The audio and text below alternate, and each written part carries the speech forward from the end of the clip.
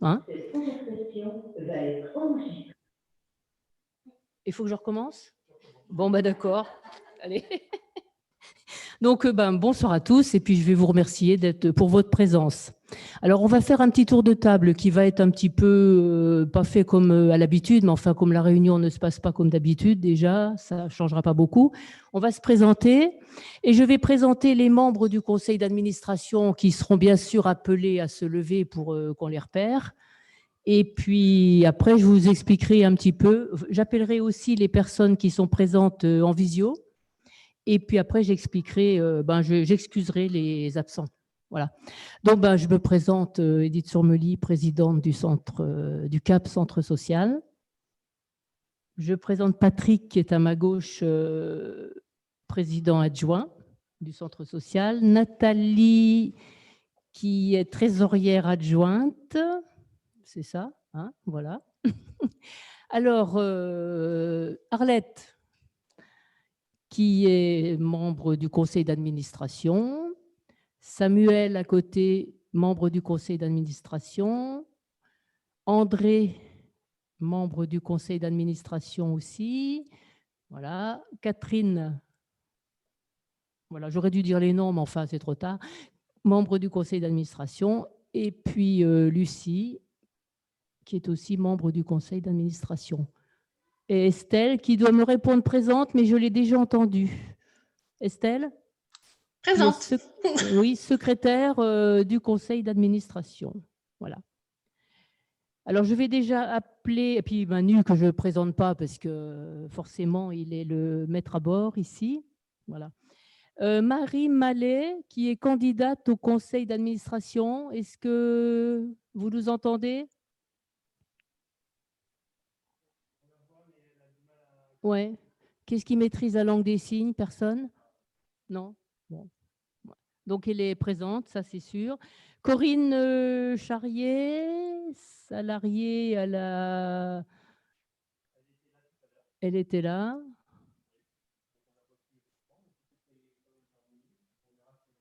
D'accord. Alors, Barbara Hulot, qui n'est pas là encore, mais qui sera peut-être là, mais elle a des obligations familiales. Il y a Madame Nogues, qui est présidente de l'association FCPE. Est-elle là? Pas encore. Madame Vivien Gay, pardon, Oui. adhérente à LSH. Oui, vous êtes là, ok. Oui, pardon, je suis vice-présidente de la FCPE. Audrey ne viendra pas. Ah, écoutez, moi, j'ai des mauvaises informations. C'est pas grave. Je lis ce qu'on m'a donné. Hein. Voilà. Monsieur Durieux, le maire de Saint-Jean-d'Ancre, je l'ai entendu tout à l'heure, oui. Et Miguel Pascual, directeur du centre social Prime Vers Lesson, il est là? Oui, je suis là. Il est là, d'accord, ok. Voilà. Oui, bonjour à tous. Mes co-présidents, M. Versavo et Mme Zimmer. Justement. Ah bon? Bon, alors moi, je vais excuser M. Autia, le maire de Tonnet-Charente, M. Quentin, le député, M. le sous-préfet et Mme Abélia Simon, qui représente la Fédération des centres sociaux 17. Mais normalement, il devrait y avoir Christine Laroche, qui apparemment n'est... D'accord. Elle arrivera, ok. Bon, alors je vais vous rappeler un petit peu les modalités de cette réunion. Alors bon, c'est une AG hybride, hein, comme on l'avait dit. Alors moitié un peu en visio, un peu en présentiel. C'était possible, le présentiel était possible suite à une décision préfectorale qui donnait la possibilité au CA de dépasser les horaires du couvre-feu, parce il nous fallait un motif réel sur l'attestation dérogatoire pour dépasser les horaires du couvre-feu, quoique maintenant c'est à 21h, donc on va essayer entre-temps de pouvoir rester dans les clous, entre guillemets. Hein. Et la possibilité était donnée en présentiel, bien sûr, à condition de respecter une jauge en fonction des mètres carrés dont on disposait, et puis en respectant bien sûr les consignes sanitaires, la distanciation. Là, je vois que, par exemple, c'est un petit peu limite.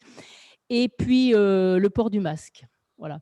Alors, je vous dis ça pourquoi? Parce que lors de l'écriture du rapport moral, bon, j'ai fait un petit paragraphe sur l'éventuelle tenue de l'Assemblée générale. On ne savait pas du tout comment elles allaient se tenir. Alors, voilà, donc il y a un paragraphe que je vous lirai quand même, mais qui est un petit peu nul et non avenu maintenant. Alors, on a fait le choix de filmer et d'enregistrer l'AG, ce qui permettra à certaines personnes qui n'ont pas pu ou qui n'ont pas pu, on va partir de ce principe-là, qui n'ont pas pu se déplacer, de pouvoir la visionner a posteriori. En fait, ça fait une participation quand même a posteriori à l'Assemblée générale. Alors, ça va être filmé. Donc, s'il y a des personnes qui veulent qu'on respecte leur droit à l'image, c'est-à-dire qui ne veulent pas être filmées, il faut qu'elles se fassent connaître. Donc, on pourra les mettre dans un champ différent pour qu'elles ne soient pas justement filmées. Voilà. Est-ce qu'il y a des personnes qui sont opposées à cela? Bon, apparemment non. Donc, voilà. C'est cette dame-là. Bonjour. Voilà. Alors, on a fait aussi le choix des votes par électronique, Oui. par voie électronique. Oui. Alors, Mais non, c'est que j'ai eu ton gars là, Monsieur Martin. Qu'est-ce que c'est ça?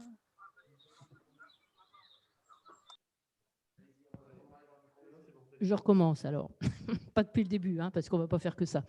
Donc, le choix des votes se fait par voie électronique. Et il y a aussi, on utilise le support Ballotilo. Et il y a aussi la possibilité de voter en déposant son vote dans l'urne qui est disposée à l'entrée du centre social ou à l'accueil du centre social. Donc, le dépouillement va se faire le 2, puisqu'on peut voter jusqu'au 2. Hein.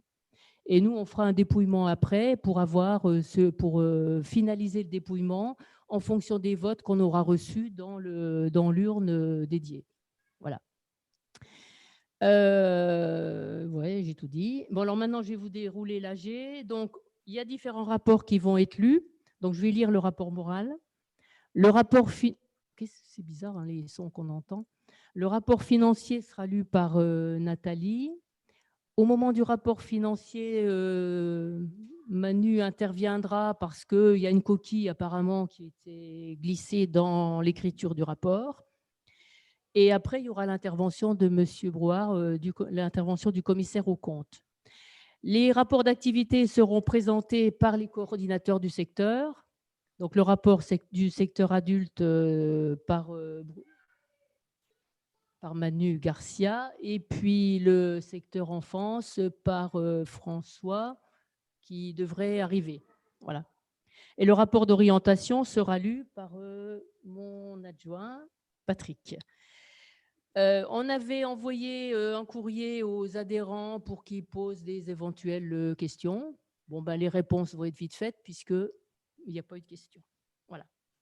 Alors, en ce qui concerne les élections au CA, on a 2 sortants au CA, donc à savoir Patrick et puis Nathalie, qui se représentent, j'allais dire qui renouvellent leur mandat.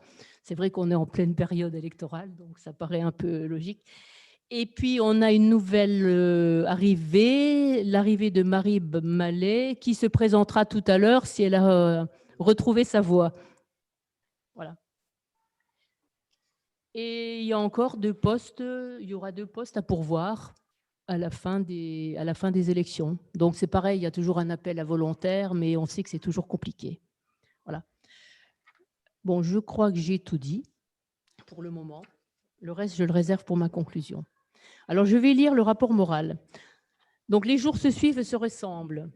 Ces différents confinements, puis ce couvre-feu, ont mis à l'arrêt tout ou une partie de ce qu'on appelle le vivre ensemble. Et c'est là que je vous dis, en effet, lors de l'écriture de ce rapport, les conditions de déroulement de l'AG restent incertaines.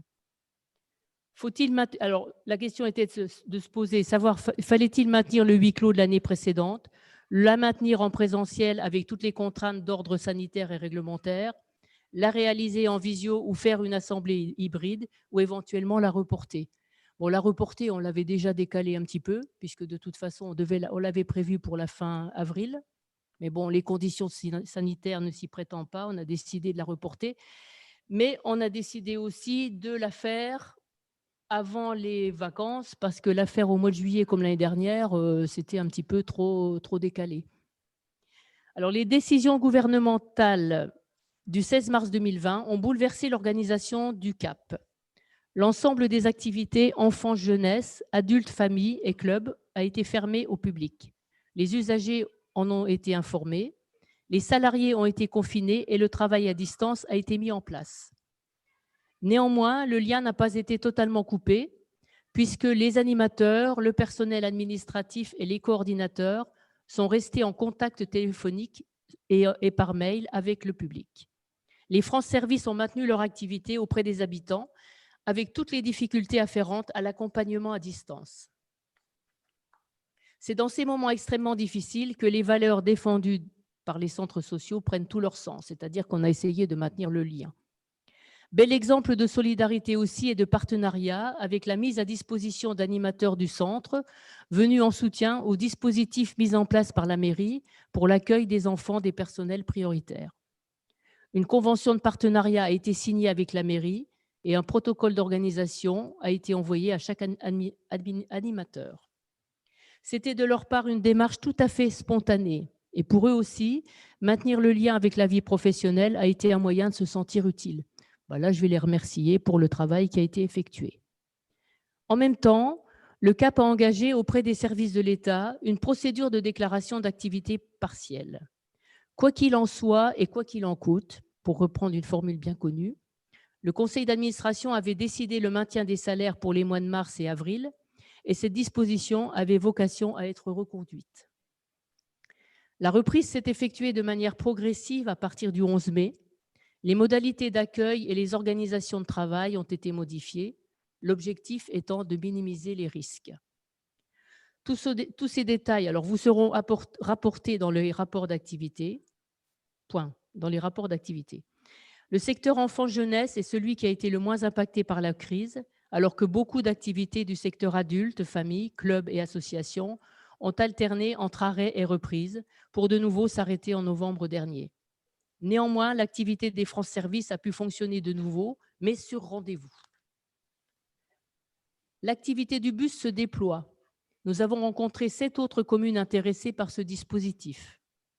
C'est toute une réorganisation en termes de rotation qui est donc à prévoir et à revoir en fonction de la fréquentation du public et de l'éloignement kilométrique entre chaque commune, tout en respectant naturellement ce qui est l'essence de ce dispositif. En revanche, la formation a pu reprendre fin juin et se dérouler normalement jusqu'à la fin de l'année.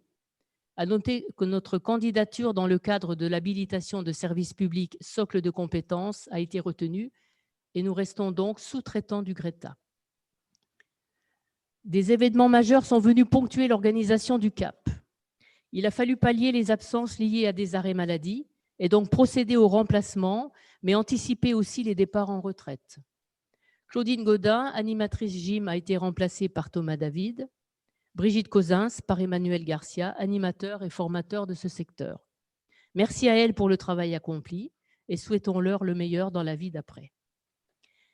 Ophélie Vautrin, en service civique, intervient sur le dispositif handicap. Nous avons fait le choix de nous engager sur le recrutement d'un animateur en apprentissage. Le CAP se veut être un lieu de formation sur les métiers de l'animation pour les jeunes de notre territoire. Pour conclure sur les mouvements de personnel, nous avons pérennisé le contrat de travail de Corinne Charrier en lui signant un CDI le 1er juillet suite à la labellisation du bus France Service. Pour votre information, le CAP a fait le choix de ne pas avoir recours au contrat aidé. Les professionnels sont en CDI et pour la plupart à temps plein. Cela nécessite bien sûr une gestion rigoureuse et est rendu possible par le maintien des subventions. Et je tiens là à remercier tous les financeurs qui, malgré le contexte sanitaire, en ont versé la totalité et qui, pour certaines, ont anticipé le versement. L'acte de restitution du bail de Champs-Servais a été signé à l'automne dernier et nous remercions la municipalité d'avoir accompagné notre démarche. Un des objectifs du projet social était d'enrichir et de formaliser la vie associative. Le travail a commencé notamment en ce qui concerne la refonte des statuts et de son corollaire, à savoir le règlement intérieur, ce qui n'est pas encore finalisé. C'est un exercice exigeant de précision. On pensait pouvoir vous le soumettre en AG extraordinaire cette année, mais on le fera pour l'année prochaine. Les circonstances nous ayant pas permis de nous réunir assez souvent et de finaliser le projet. Alors, le conseil d'administration voudrait pouvoir s'étoffer. Alors, si vous souhaitez vous investir, partager et faire partager vos compétences, n'hésitez pas et faites acte de candidature. Cette année exceptionnelle a mobilisé toutes les énergies. L'équipe salariée n'a pas baissé les bras. Et même si certains projets, si certaines actions ont dû être annulées ou ont pris du retard, la créativité n'a pas été confinée. Il a fallu innover, réinventer, revoir ses pratiques et nous avons su rebondir. Encore une fois, je souhaite remercier l'ensemble des acteurs, bénévoles, adhérents, salariés de l'association et partenaires qui contribuent chaque jour à la bonne marche de notre association. Voilà pour le rapport moral. Je vais passer la parole à Nathalie. Merci. Donc moi, je vais vous lire le rapport financier. Donc pour l'exercice 2020 présente un résultat positif de 43 627 € pour un total de charges de 949 145 € et un total de produits de 992 772 €. L'an dernier, nous avions affiché un résultat négatif de 14 161 € avec un montant de charge de 1 020 704 € et des produits à la hauteur de 1 6 543 €. L'excédent réalisé sur l'exercice n'a pas de caractère répétitif. Il est le fruit d'une situation ponctuelle caractérisée par le contexte sanitaire que nous traversons. Concernant les charges, le poste achat reste fidèle à ce que nous avions prévu, voire même à ce que nous avons dépensé en 2019. Certes, le contexte sanitaire a conduit à moins de dépenses sur l'alimentation ou le carburant, mais une ligne matérielle Covid est venue se rajouter pour un montant de 4 292 €. Cette dernière a donc permis de mettre en place les protocoles sanitaires de reprise et de maintien de l'activité.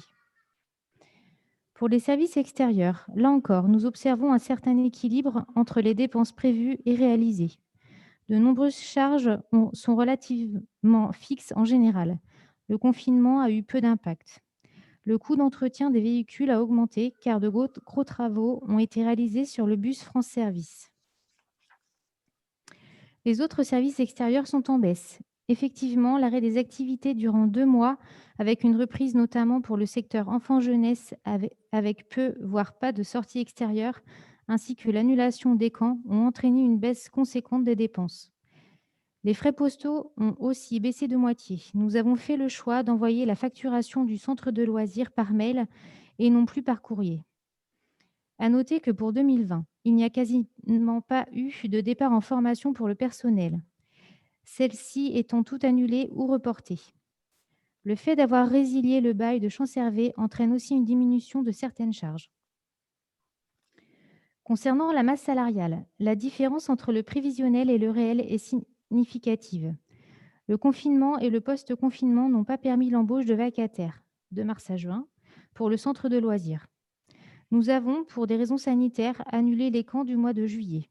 Le personnel permanent en charge de l'animation de ces derniers a été réintégré au fonctionnement de l'ALSH. C'est pourquoi nous avons sollicité moins de vacataires sur l'été. Au cours de l'année, 3 arrêts longue maladie remplacés dans des conditions différentes ont participé à une diminution de la masse salariale. Il est à constater que les charges supplétives sont en augmentation au regard des moyens alloués par la commune. Il s'agit de la mise à disposition de locaux supplémentaires comme le centre Richard ainsi que le personnel d'entretien permettant de répondre aux différents protocoles sanitaires. Cette charge n'impacte pas le résultat car nous la retrouvons à l'identique dans les produits. Simplement, on voudrait apporter un complément à ce paragraphe, puisque le centre Richard nous est mis à disposition par le CCS de la commune et non par la ville de Tonnay-Charente. Simplement, donc, on a bénéficié de cet espace supplémentaire depuis juillet. Donc, le CCS a accepté de le mettre à disposition et la commune a pris en charge tout ce qui est personnel de nettoyage tous les jours, puisque il y a les obligations sanitaires qui font qu'il doit y avoir un passage normalement tous les jours et même plusieurs fois par jour. Donc, simplement, on le notera aussi au PV. Anne m'a fait gentiment remarquer que c'est bien le CCS qui avait mis à disposition le centre Richard et non la commune. Voilà. Du côté des produits, la variation concerne en grande partie la rémunération des services, en l'occurrence ce qui correspond à la participation des usagers et produits d'activités annexes. Sur ce compte de produits, en comparaison avec le réel 2019, nous avons cette année un écart de 54 424 €. La perte correspond à la fermeture de l'accueil de loisirs du 16 mars au 25 mai. La reprise jusqu'à fin juin s'est déroulée avec de petits effectifs, entraînant là encore une perte financière. Durant cette même période, il en va de même concernant les activités adultes. À noter que notre organisme de formation a dû aussi annuler de nombreuses permanences, par conséquent non facturées au Greta. Pour les subventions, en cette année de crise sanitaire, nos financeurs avaient en majorité décidé de maintenir leur niveau de subvention. Les baisses concernent uniquement l'ARS, de 4 000 € en 2019 à 2 670 € en 2020. Nous avons moins sollicité la CAF concernant les demandes d'aide sur projet puisque nous avons annulé la programmation de jeux à la carte et du Creative Festival. À noter que nos partenaires ont pu rapidement verser les subventions, ceci n'entraînant pas de problème de trésorerie. En lien avec les mesures du premier confinement, nous avons perçu 32 570 € d'indemnité d'activité partielle. Pour limiter le recours à cette aide de l'État, nous avons soldé les congés restants durant cette période et pratiqué le télétravail quand cela était possible. Encore une fois, nous tenons à remercier l'ensemble de nos partenaires pour leur soutien au regard de cette année si particulière. Alors, je vais demander à M. Brouard, le commissaire aux comptes, d'intervenir.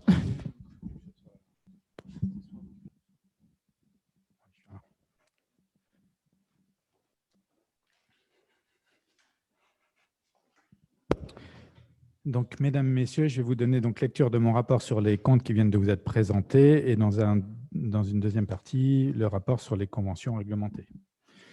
Alors, en exécution de la mission qui m'a été confiée par votre Assemblée générale, j'ai effectué l'audit des comptes annuels de l'association Centre d'animation polyvalent Centre social de Tonnay-Charente relatif à l'exercice clos le 31 décembre 2020, tels qu'ils sont joints au présent rapport.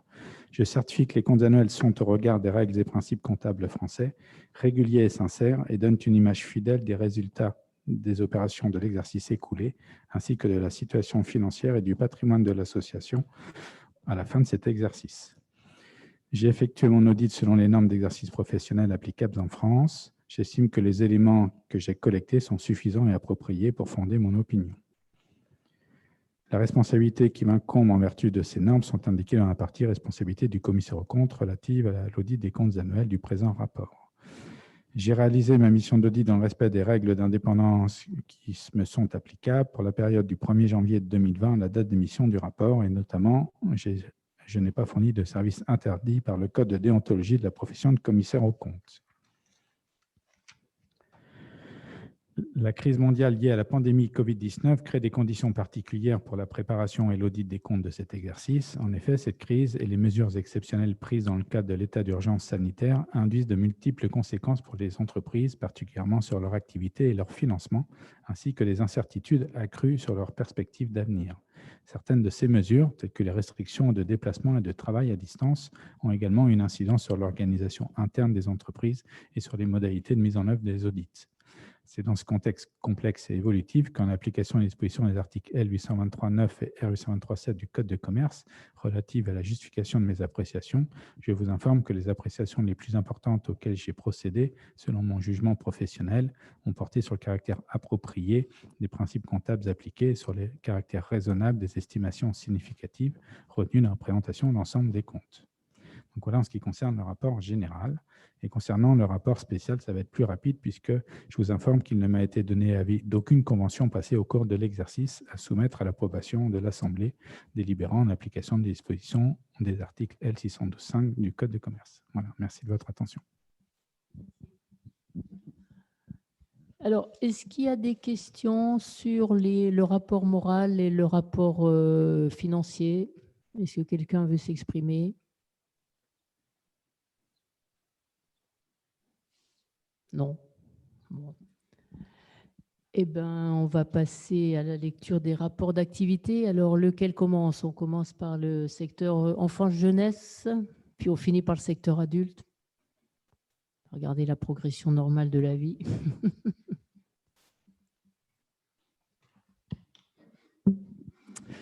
Bonsoir.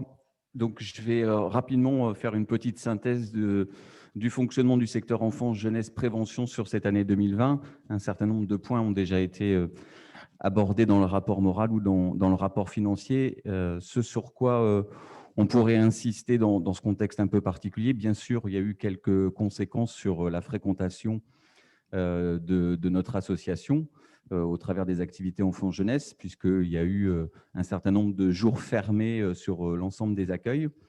Mais néanmoins, on peut se dire que malgré ce contexte de crise, le secteur a plutôt bien fonctionné, notamment sur toute la période estivale, puisqu'on a retrouvé les effectifs, voire un petit peu plus de l'année passée en particulier, même si, comme ça a été dit tout à l'heure, nous n'avons pas organisé les séjours que nous faisons de manière un peu traditionnelle. Ce sur quoi on a été attentif, c'est effectivement le confort et les espaces mis à disposition auprès des enfants et des ados. Et donc, dans ce contexte-là, on a eu effectivement l'accès à différents bâtiments de la commune ou du CCS qui ont facilité largement la mise en place des projets d'animation et des activités. Et ce sur quoi l'association a été aussi assez vigilante, c'est de ne pas réduire ses capacités d'encadrement et donc d'avoir des personnels en renfort pour accompagner les enfants et assurer la mise en marche des protocoles pour lesquels nous avons été contraints ou obligés de mettre en place pour la protection des publics. Dans ce contexte-là, nous avons aussi poursuivi l'accueil des enfants en situation de handicap. Le centre social dans la structuration des centres sociaux au niveau départemental est maintenant un peu une référence. On est souvent sollicité par des collègues d'autres centres de loisirs ou d'autres associations pour apporter quelques billes, quelques informations sur cet accueil d'enfants en situation de handicap sur nos actions. Et on a commencé à la fin de l'année 2020 un travail avec d'autres associations du département pour essayer d'amplifier et de faire en sorte que cette dynamique d'accueil d'enfants handicapés puisse se reproduire dans d'autres espaces. Ça se fait bien sûr déjà dans d'autres structures, mais l'idée c'est que ça se généralise un petit peu plus. Un point important aussi dans le contexte de cette année, c'est qu'effectivement, comme l'a dit Nathalie tout à l'heure, un certain nombre d'événementiels de la structure ont été annulés. Tous les temps forts plutôt prévus en fin d'année, Jeux à la carte, le Creative Festival, et puis d'autres activités dans l'été ont malheureusement été annulés, malgré un gros travail de l'équipe qui avait reconstruit un petit peu tous ces projets dans le contexte sanitaire un peu particulier. Mais ça n'est que partie remise. On espère bien que pour 2021, nous pourrons reprendre l'organisation de ces événements. Voilà, et puis pour terminer un peu sur cette présentation, ce n'est pas exhaustif, hein, mais voilà, dans les documents qui vous ont été remis, il y a déjà un certain nombre d'informations complémentaires. Vous dire qu'on a renforcé notre présence et on a adapté le positionnement des animateurs sur le temps de la pause méridienne dans les écoles.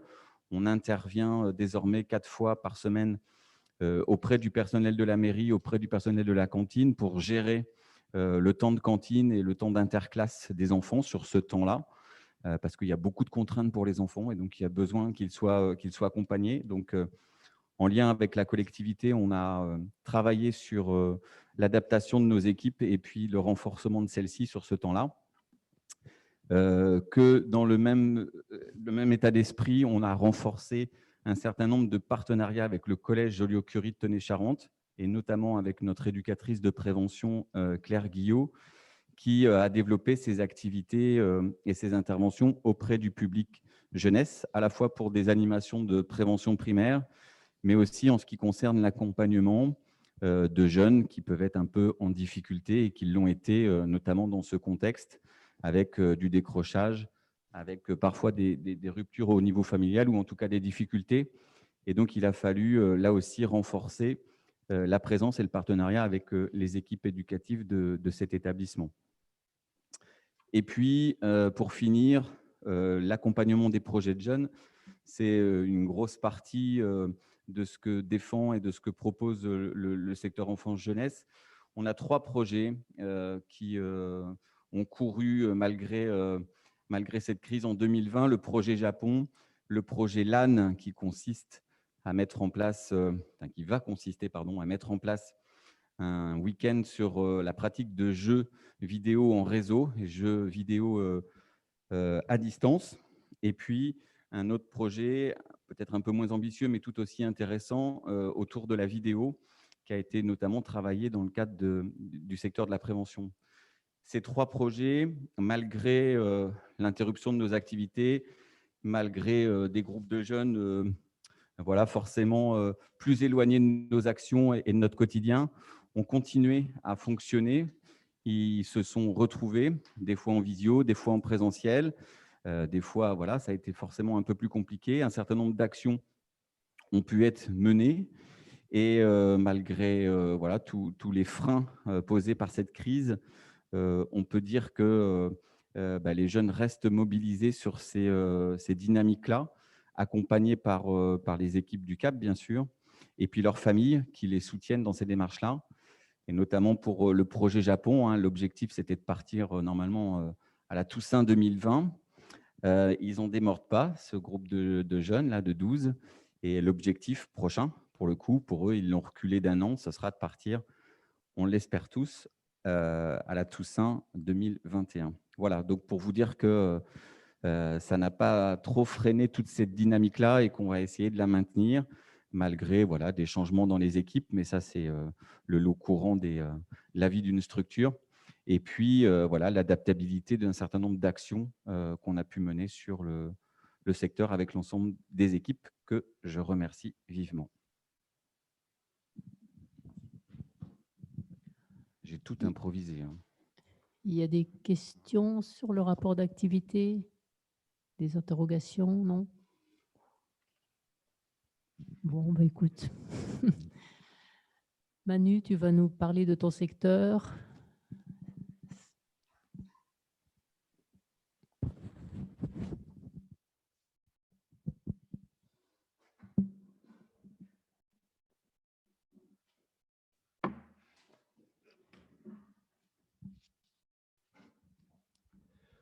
Bonjour.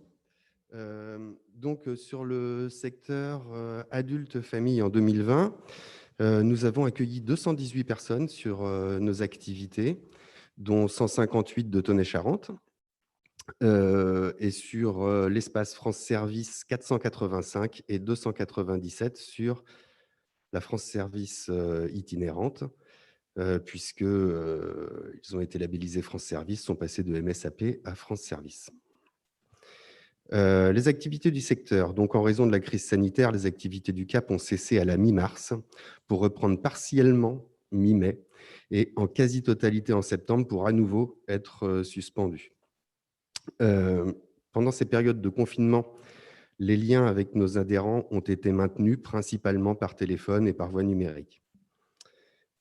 Concernant les ateliers, brico-récup, cuisine et resto, informatique, réparation informatique, jardin, sortie, ont réuni 62 personnes contre 77 en 2019. Compte tenu des contraintes sanitaires, les restaurants, qui sont des événements très importants de valorisation des participants, n'ont pas pu avoir lieu. L'atelier de coréparation informatique n'a fonctionné que 2 mois et demi. mais a néanmoins totalisé 18 interventions. En ce qui concerne la formation, ça a été une année importante, une année charnière, puisqu'on est passé de Clé des savoirs citoyens à l'HSP Socle de compétences, lancé par la région Nouvelle-Aquitaine au 1er juillet 2020. Donc, comme l'ensemble des actions du CAP, la formation s'est arrêtée lors du premier confinement, mais a pu reprendre à peu près normalement à partir de juin.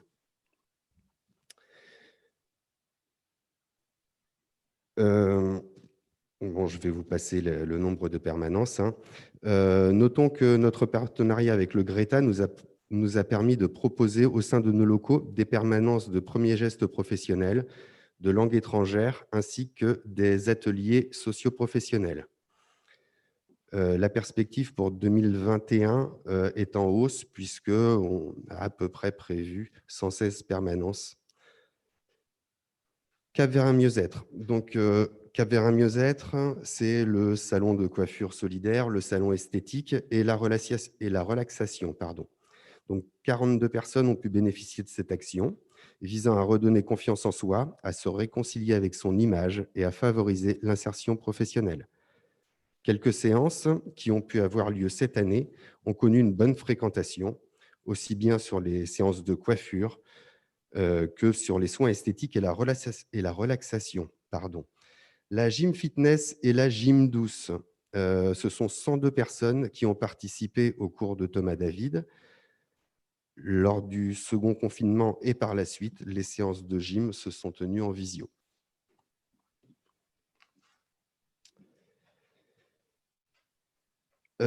L'action cuisine santé. Manger sain pour prendre soin de soi et de sa santé, c'est un message qui commence à être entendu et c'est pour répondre à cet objectif que l'atelier cuisine santé a été mis en place. Malheureusement, il y a eu un seul atelier qui a pu se tenir en 2020. Concernant le numérique, nous avons plusieurs actions qui ont été menées. L'atelier de co-réparation informatique, la bidouille, qui se tient à l'espace France Service, ainsi que toujours une permanence à l'espace France Service, cette fois d'accompagnement individuel à l'usage du numérique. Et enfin, un atelier plus destiné aux seniors, avec un programme personnalisé en fonction du groupe. Donc, l'atelier informatique senior, c'est un rendez-vous hebdomadaire qui vise à répondre à toutes les demandes numériques des participants. Je ne vais pas vous faire le paragraphe en totalité, mais la manière dont ça se déroule, c'est qu'en début de l'année, les participants formulent un certain nombre de vœux, de souhaits sur lesquels ils souhaitent avancer, des choses qu'ils souhaitent découvrir. Et voilà, et c'est comme ça que le programme se construit.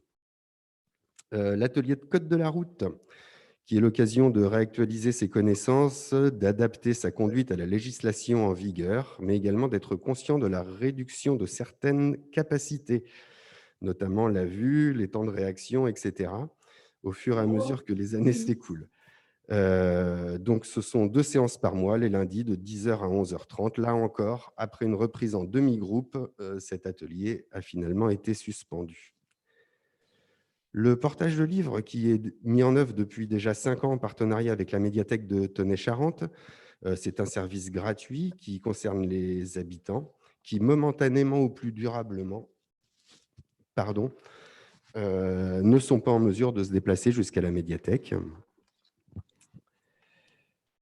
L'accès aux droits, donc là, il va s'agir de l'espace France Service ainsi que du bus France Service.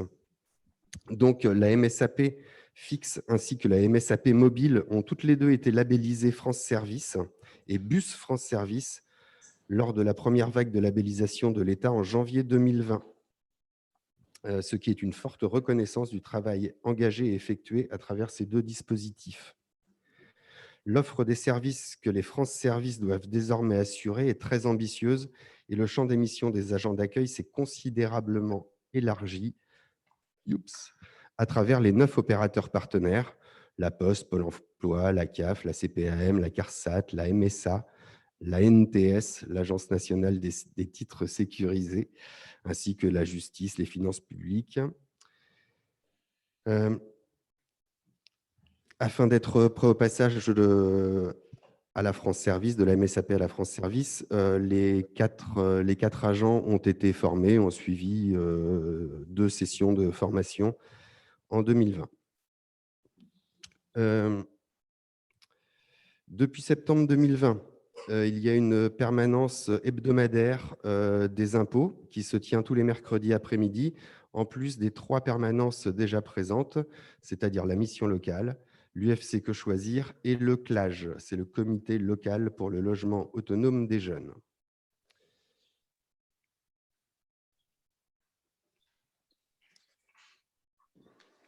Hop. Donc là encore, hein, à cause du contexte sanitaire, le fonctionnement a été adapté. Lors du premier confinement, les France Service, enfin les agents des France Service fixes et mobiles ont continué à rendre leurs services, mais d'une manière différente, principalement par téléphone. Puis, quand ça a été à nouveau possible, les personnes ont pu être reçues, mais uniquement sur rendez-vous, alors qu'avant, Pascal Bazin, de la France Service de Tonnet-Charente, recevait le flux sans rendez-vous.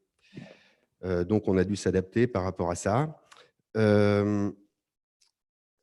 Concernant le bus France Service, 297 personnes différentes ont été accueillies lors des 244 permanentes sur les communes du territoire de la Carreau. Donc, je vous les cite, hein, Cabario, Muron, Champagne, Luçan, Saint-Hippolyte, Saint-Jean-d'Angle et Saint-Nazaire-sur-Charente, ce qui correspond à 871 visites et 1139 services rendus. Suite à la première période de confinement, Madame Charrier a assuré une permanence téléphonique à mi-temps pour le bus France Service, mais a aussi participé à l'action Solidarité numérique Covid-19, un centre d'aide pour les démarches en ligne mis en place par les services de l'État et faisant appel à des bénévoles ainsi que des salariés des France Service, afin de répondre au mieux aux multiples difficultés des personnes durant cette période.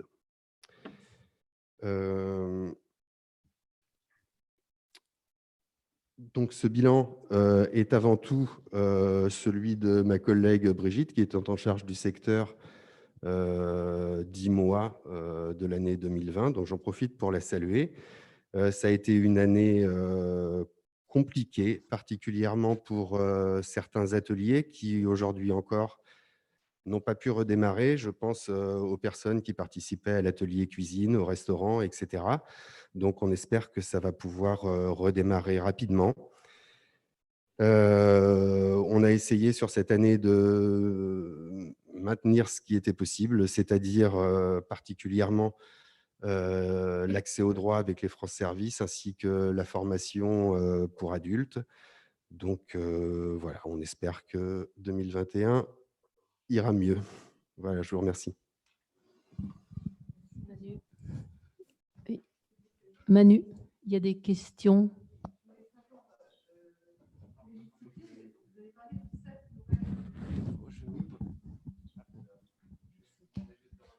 Oui, il y en a 7 nouvelles. Pour tout le monde, oui, 7 nouvelles communes. Vous avez la liste? Excusez-nous, on n'entend pas les questions. Oui, juste, j'ai demandé quel était le nom des 7 nouvelles communes qui avaient souhaité participer à l'itinérance de France Service. Oui, tout à fait. Parce que la nouvelle itinérance a déjà démarré. Hein.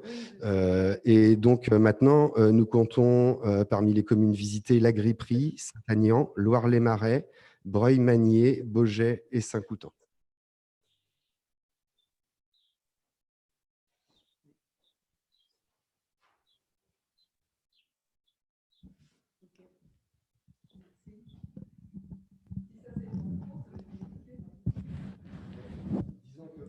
Il faudra sortir.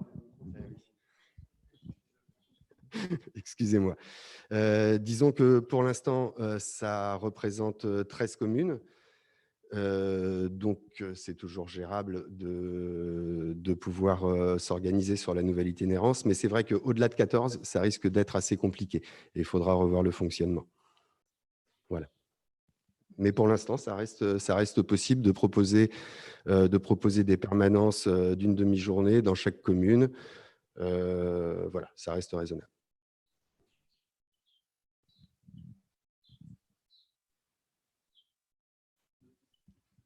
Non. On va donc passer à la lecture du rapport d'orientation. Patrick, tu t'y colles là?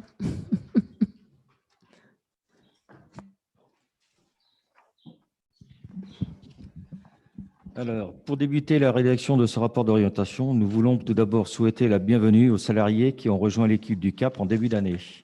Héloïse Lucot est arrivée au secteur adulte-famille.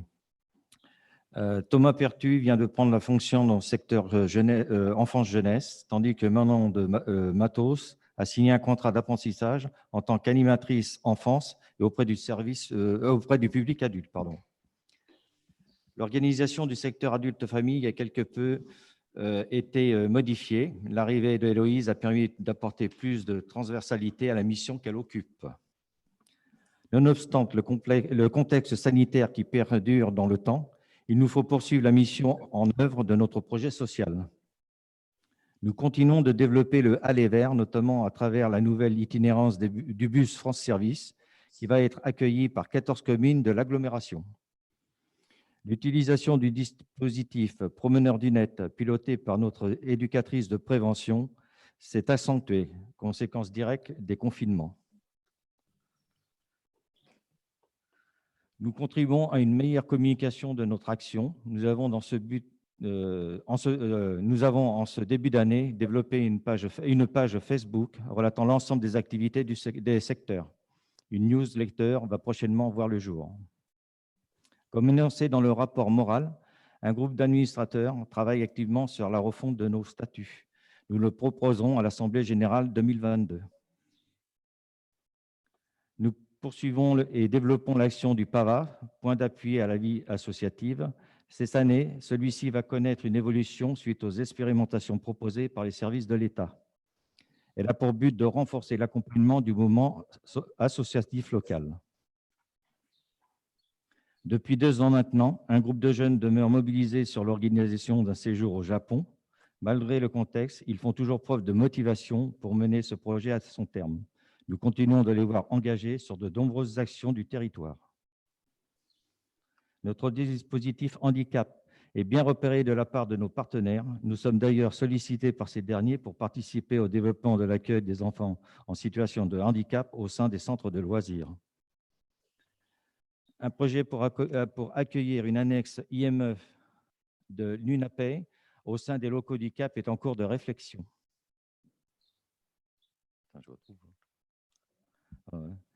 Les activités du secteur adulte-famille sont fortement impactées par la situation. Les protocoles concernant les ERP contraignent la mise en œuvre des activités en intérieur. Cependant, nous adoptons la situation en maintenant par petits groupes certaines de nos actions qui demeurent autorisées.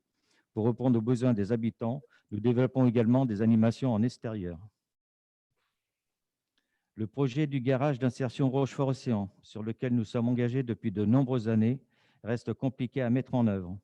Faute de locaux adaptés, le collectif d'associations porteurs du projet et la Caro ont décidé de ne pas donner suite au projet sur le site du Piuso à Rochefort. Aujourd'hui, il n'y a pas d'autre alternative. Le projet est donc en phase d'attente. Cependant, conscient des enjeux existants autour de la mobilité, les différents composants du collectif Giro continuent de réfléchir à d'autres possibilités susceptibles de répondre aux demandes d'un public toujours plus fragilisé.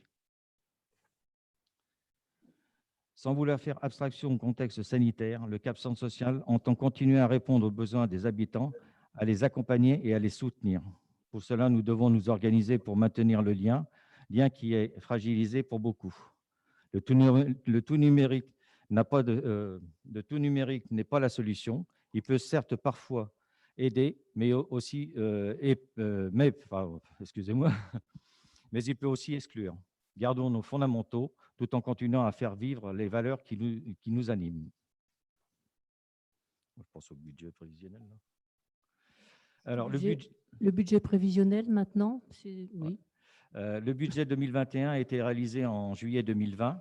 Il est bien évidemment présenté à l'équilibre pour un montant de 1 061 693 €. Il sera retravaillé en en tenant compte des impacts du prolongement de la crise sanitaire, mais aussi en s'appuyant sur des éléments qui nous sont parvenus depuis. Il est difficile de faire des comparaisons avec le réel 2020 au regard de la particularité de l'exercice 2020. Cependant, l'augmentation de certaines charges, comme les autres services, s'explique par l'intégration du projet Japon. Du côté des produits, la participation des usagers et les produits d'activités annexes ont été revus à la hausse, ceci tenant compte ainsi des impacts du projet Japon et donc des actions d'autofinancement. Face à la situation sanitaire et suite à la fermeture du centre de loisirs durant 3 semaines, nous avons eu recours à la mise en place d'activités partielles seulement pour 24 heures et pour un salarié. Voilà. Est-ce que vous avez des questions sur ce rapport d'orientation? Oui. Manu, tu répondras. Madame, posez... Ah non. Oui. Oui, à moins que quelqu'un d'autre ait demandé à prendre. Oui, moi, ce qui m'intéressait, c'est que vous puissiez nous expliquer un petit peu l'expérimentation proposée par les services de l'État par rapport à l'action du PAVA. Et puis, j'avais une question aussi sur l'expérience IME avec l'UNAPI. Alors, depuis quelques années, en fait, nous sommes labellisés PAVA, point d'appui à la vie associative. C'est Bruno qui est derrière vous, qui est le référent. Voilà, et donc depuis cette année, les services de l'État réfléchissent à la mise en place d'une expérimentation qui pourrait permettre de mieux accompagner les associations du territoire et aussi d'avoir une meilleure couverture du territoire. Puisque nous sommes 10 ou 12 PAVA labellisés sur la Charente-Maritime, et on s'est aperçu qu'il y a des zones qui ne sont pas couvertes. Donc, dans le cadre de cette expérimentation, les 10 PAVA se sont partagés le territoire du département pour effectivement définir des zones d'intervention. Et on est en train de réfléchir sur différents niveaux d'intervention. On va parler de niveau 0, de niveau 1 et de niveau 2. Niveau 0, ce seront en fait, on a fait un diagnostic, on a repéré énormément de structures localement qui peuvent recueillir des demandes d'associations en termes d'accompagnement. Les municipalités, les France Services, l'espace associatif partagé, les centres sociaux. Donc, on a fait tout ce travail-là. Et c'est de se dire, voilà, une mairie, elle est peut-être de niveau 0, c'est-à-dire que le niveau 0, c'est j'écoute la demande et j'oriente vers un niveau 1 qui a une structure qui détient de l'information et qui peut accompagner, ou un niveau 2 qui est plus sur de l'accompagnement, et les PAVA qui vont devenir aval vont être repérés en tant que niveau 2. Donc nous, PAVA, si tout va bien, nous allons être labellisés aval, qui veut dire appui à la vie associative locale. Donc nous serons repérés niveau 2, ce qui veut dire que toutes les structures qui recueilleront des demandes de leurs associations de territoire pourront, en fonction de la demande, voilà, si c'est une structure qui peut informer, accompagner, pourront le faire, mais ils pourront aussi nous orienter ces demandes-là.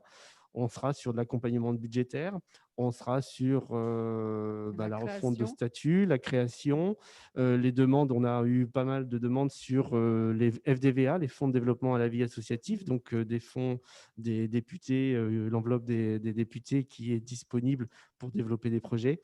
Donc voilà, il y a ce travail qui se met en place sur le territoire, et il va y avoir un travail de communication. Si tout va bien, je devrais intervenir en bureau communautaire pour présenter ce projet, on espère d'ici juin, pour réunir tous les acteurs du territoire qui pourraient effectivement, comme je disais tout à l'heure, recueillir ce type de demande pour qu'ils aient une information complète, et que les mairies, les structures puissent orienter les associations qui sont en demande. D'accord, je vous remercie. La deuxième question, elle portait sur l'IME, le projet d'accueillir une annexe IME de l'UNAPI. Depuis quelques années, dans le centre de loisirs, vous accueillez des demandes et des enfants qui ont parfois des difficultés. Et vous avez un peu augmenté le nombre de personnels, mais non pas pour définir une personne par rapport aux enfants spécifiques, mais plutôt pour gonfler un peu l'effectif d'encadrement. Et j'avais, moi, beaucoup apprécié cette démarche qui m'avait été expliquée. Maintenant, ce qui m'interroge, mais comme je ne connais pas le projet, c'est que l'annexe IME soit une IME dans un centre de loisirs et pas donc quelque chose qui sépare plutôt que ça inclut, quoi. Voilà, je ne sais pas si vous comprenez ce que je veux dire. Alors, tu veux répondre? Non? La réflexion qui est en cours, en fait, elle est celle-là. C'est que, comme vous dites, on travaille avec l'UNAPI depuis de nombreuses années dans le cadre de la mise en place de ce dispositif handicap et de l'accompagnement des enfants. Et il y a eu une rencontre il y a quelque temps, justement pour réfléchir à cette opportunité d'inclure une annexe de l'IME Portneuf au sein des locaux du centre social. En fait, l'ARS, l'Agence nationale... excusez-moi, Agence régionale de la santé, qui est l'organisme de tutelle de l'UNAPI, dans le cadre de ce qu'on appelle le CEPOM, le contrat pluriannuel d'objectifs, a missionné ce type de structure pour réfléchir à des accueils de proximité. L'exemple qu'on peut prendre, c'est qu'il a été repéré environ 14 enfants du territoire, de Tonnet, de Lustan, de Cabario, je n'ai plus le chiffre en tête, mais c'est 14 enfants qui vont de 6 ans à 16-17 ans, qui font tous les jours, qui partent en taxi jusqu'à l'IME Portneuf. Et donc, l'orientation que donne l'ARS auprès de ces structures, c'est de développer des sites de proximité, voilà, pour éviter. Et donc, voilà, oui, et donc ils pouvaient tout à fait louer un logement, louer des bureaux ou je ne sais quoi. Mais là, l'idée qui est en train de germer, c'est de se dire comment on peut travailler ensemble, c'est comment on peut faciliter aussi l'inclusion en milieu ordinaire. Alors, ce qu'il faut savoir, c'est que ces enfants, en fait, l'idée, c'est qu'ils aillent à l'école le plus possible. Donc, en fait, voilà, il y aura une alternance entre école et structure d'accueil, où dans la structure d'accueil, on développe des activités culturelles, d'activités physiques, etc. etc. Donc, voilà, et nous, pour l'instant, il n'y a rien acté. On a eu 2 rencontres. On a sollicité la municipalité à ce sujet-là, qui est aussi partante pour nous accompagner.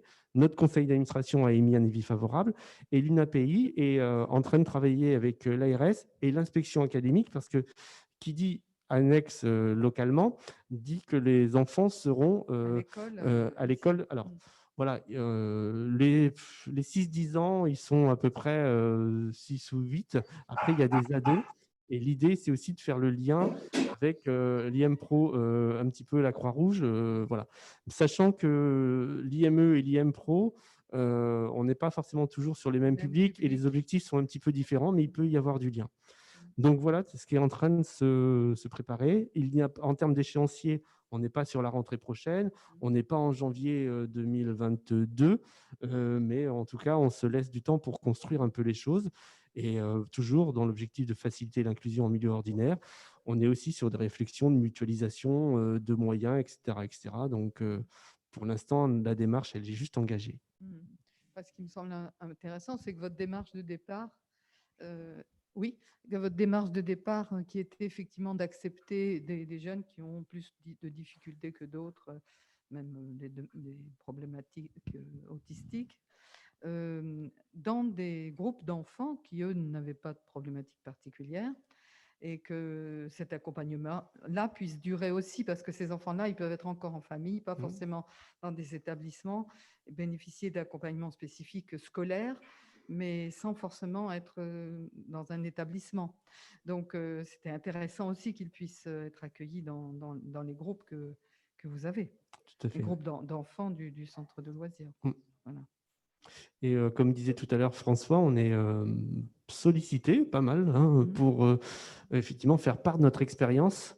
On considère qu'on n'a pas une expertise en la matière, mais effectivement, le travail qu'avait enclenché Franck Richer, mon prédécesseur, a permis aussi à l'équipe de monter en compétence sur le sujet. Et donc, on est sollicité par quelques collègues, quelques partenaires. Voilà. Et puis, il y a un travail qui devrait se réaliser aussi entre le centre social Portneuf, le centre social Saint-Éloi. Voilà, on en est juste aussi au début de ce projet-là. On pourrait être accompagné par la DDCS. Voilà, c'est aussi des choix. On n'en a pas parlé dans le rapport d'orientation, mais L'année dernière, on a développé le transport en vélo pour les enfants, puisque le contexte faisait que l'utilisation des minibus était compliquée.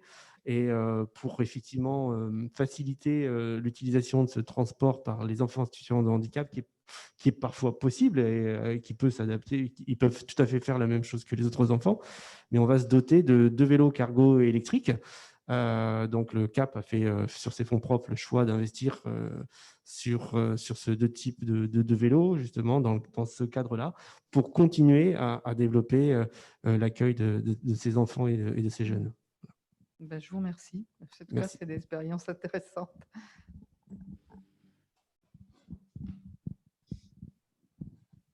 Alors, on va passer, si Marie Mallet est présente et nous entend, enfin, elle nous entend, mais si elle peut parler, on va parler, puisqu'elle est nouvelle entrante au conseil d'administration. Non, toujours pas. Bon, ben voilà, ça va être vite fait. Bon, ben, je vais passer la parole alors à Christine Laroche, si elle veut bien nous dire quelques mots. En représentante de la Fédération des centres sociaux. Non, pas forcément venir. D'abord, je m'excuse parce que je suis arrivée avec un peu de Un peu de retard. Mais retard, oui. j'étais en visioconférence avec la caisse d'allocation familiale. Donc, voilà. Donc, j'excuse également les coprésidentes de la fédération départementale des centres sociaux qui, normalement, ce sont elles, avec les administrateurs qui se partagent l'ensemble des assemblées générales des 24 centres sociaux du département. Et malheureusement, ce soir, voilà, ils ne pouvaient pas être présents. Donc, dans ces cas-là, ce sont les salariés, délégués ou délégués adjoints qui représentent la fédération. Voilà. Que dire, votre association, voilà, elle fait partie des 24 centres sociaux du département. Elle est toujours extrêmement active à l'échelle du département. On le voit à travers vos actions, vos différents projets.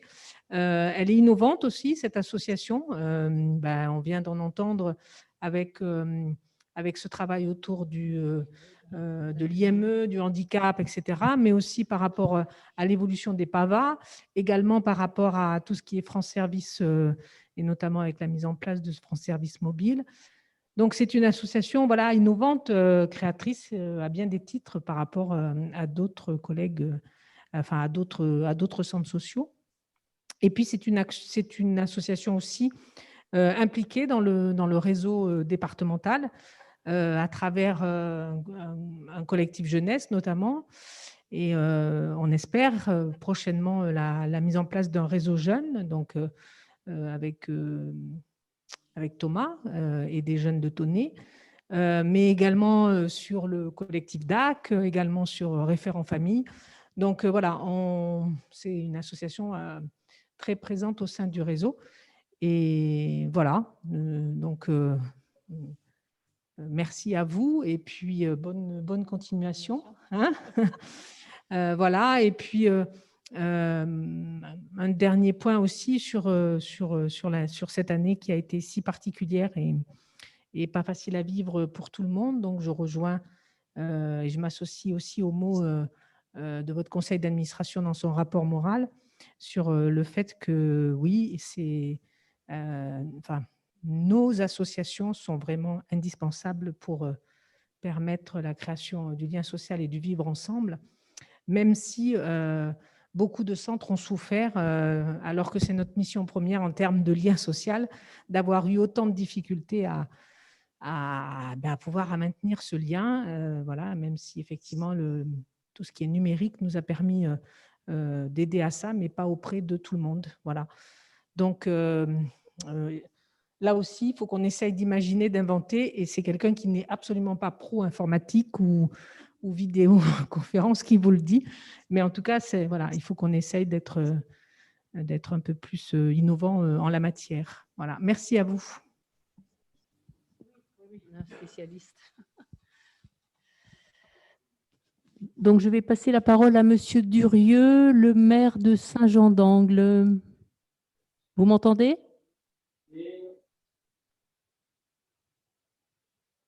Oui, je vous entends. Est-ce que vous m'entendez?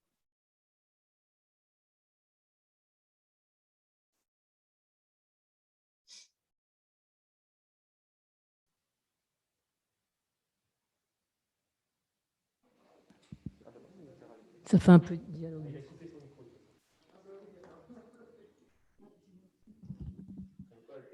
Il faut rallumer le micro. Oui, oui, c'est pour ça que je parle dans le micro, pour qu'il rallume son micro à lui. Vous nous entendez?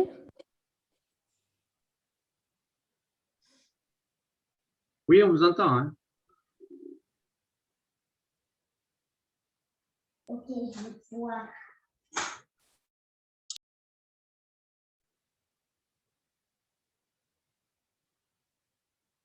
Si vous avez quelque chose à nous dire, on vous écoute.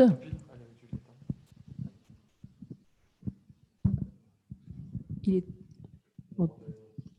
Bon, ben, Madame Perrier, si vous voulez intervenir, la parole est à vous.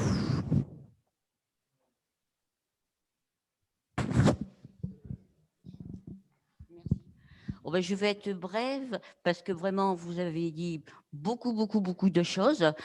Vous savez que le département est totalement à votre écoute depuis des années et continue à l'être plus que jamais. Et durant cette période, on était vraiment proche de vous et on a vu que vous aviez abattu un sacré boulot. Et franchement, les félicitations du président, de toute l'équipe du département, et continuer sur la même route parce que bravo pour...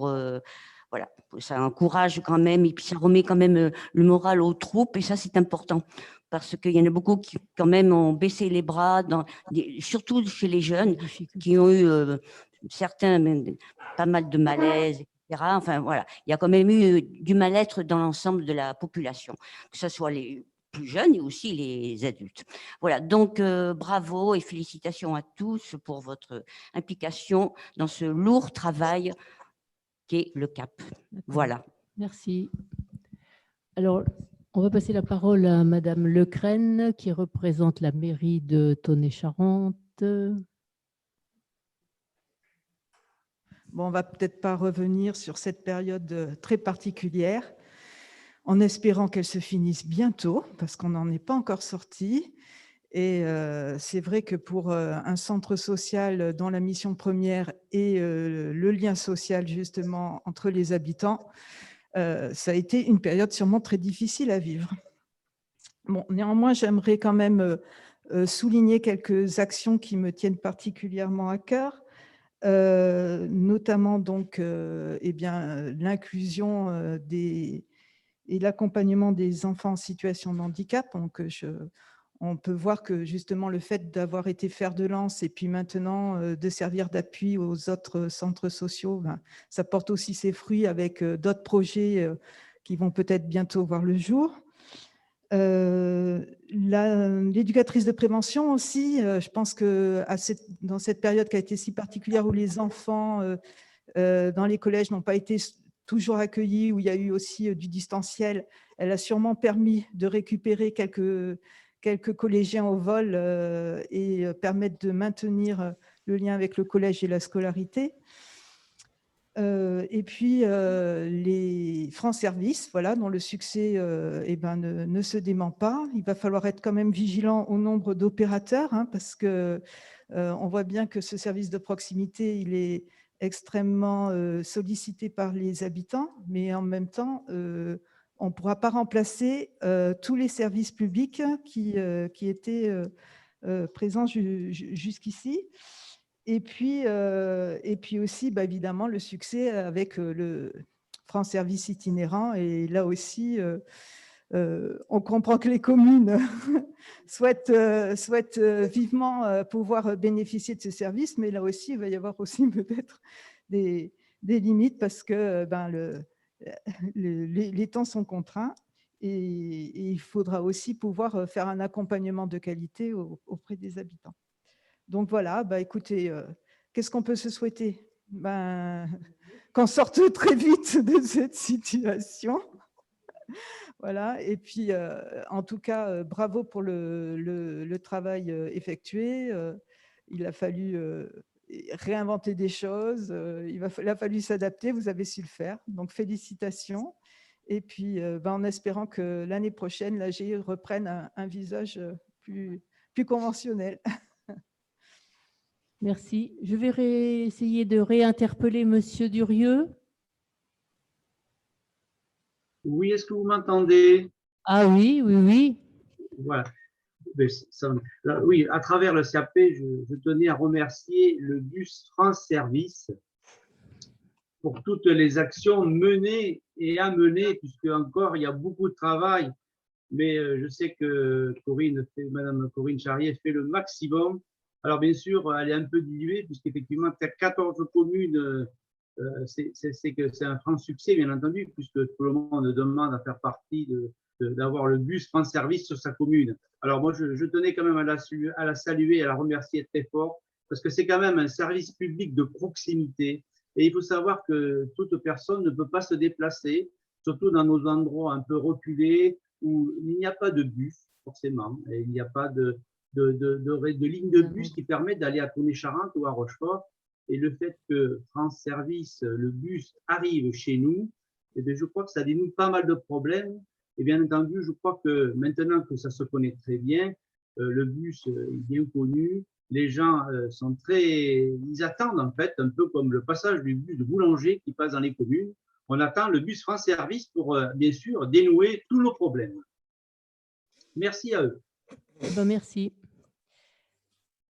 Eh ben, il va me rester à conclure. Alors, évidemment, si vous attendiez qu'il y ait un moment de convivialité, ça sera pour l'année prochaine, espérons. Hein, voilà. Et écoutez, pour l'année prochaine, on va essayer d'être optimiste. On va cultiver l'optimisme parce que finalement, ça ne nous fait pas de mal. Hein, donc, espérons que l'année prochaine, nous aurons une assemblée générale habituelle. Parce que là, c'est vrai que ça revêt quand même un caractère inhabituel. Enfin, on a fait mieux que l'année dernière, puisque l'année dernière, on était vraiment en comité archi-restreint, puisque c'était à huis clos. Bon, là, on a essayé d'étoffer un petit peu. Donc, peut-être que l'année prochaine, on pourra remplir la salle. Voilà, merci pour votre écoute, et puis à l'année prochaine. Voilà.